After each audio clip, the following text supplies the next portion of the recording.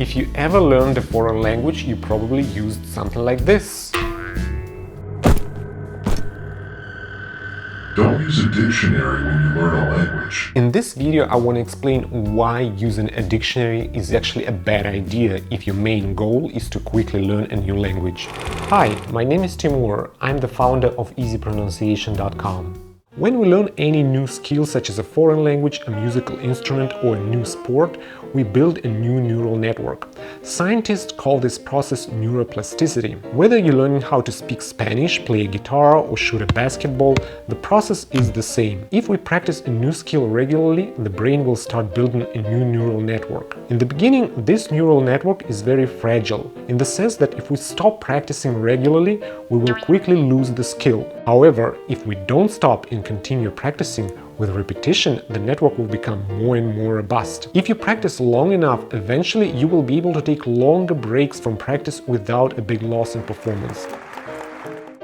In the case of learning a language, this new neural network will allow you to understand the new language and speak it. One important thing to realize is that in case of languages, each network is quite independent from one another. Let's take a person who grew up in a bilingual family and is perfectly fluent in two languages, for example, English and Spanish. The two neural networks coexist in one brain, but this person doesn't need the network English to speak Spanish, and vice versa, he doesn't need the network Spanish to speak English. In this particular case, both networks are very robust, and the person can easily switch between them. This situation is quite different when you only speak one language and start learning a second. This new neural network is quite fragile in the beginning. You need to practice regularly to make it strong and robust.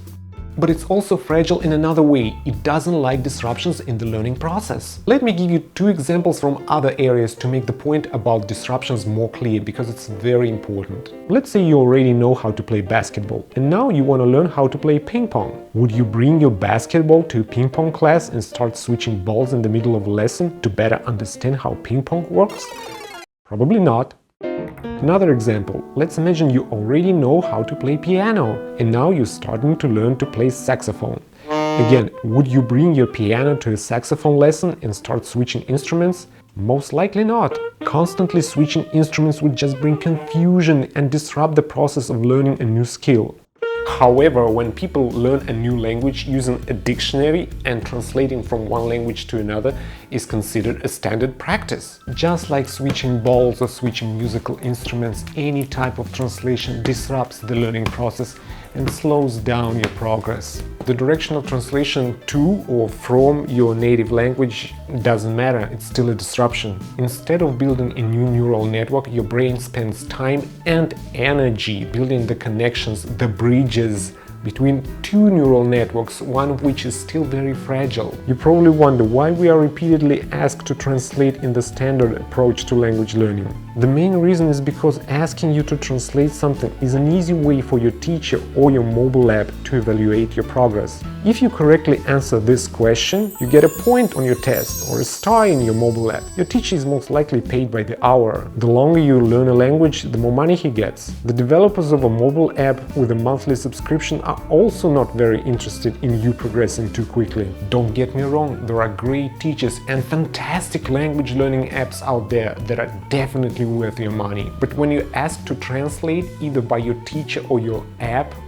it should be like a red flag for you. I'm wasting my time, I'm wasting my time. Believe me, you don't use your time efficiently when you collect stars in your app doing translation exercises. In this case, the stars just create an illusion of progress.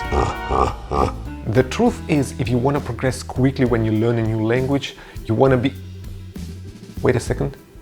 I was just told that you will find out how to quickly learn a new language in the second part of this video. Thanks for watching. See you soon.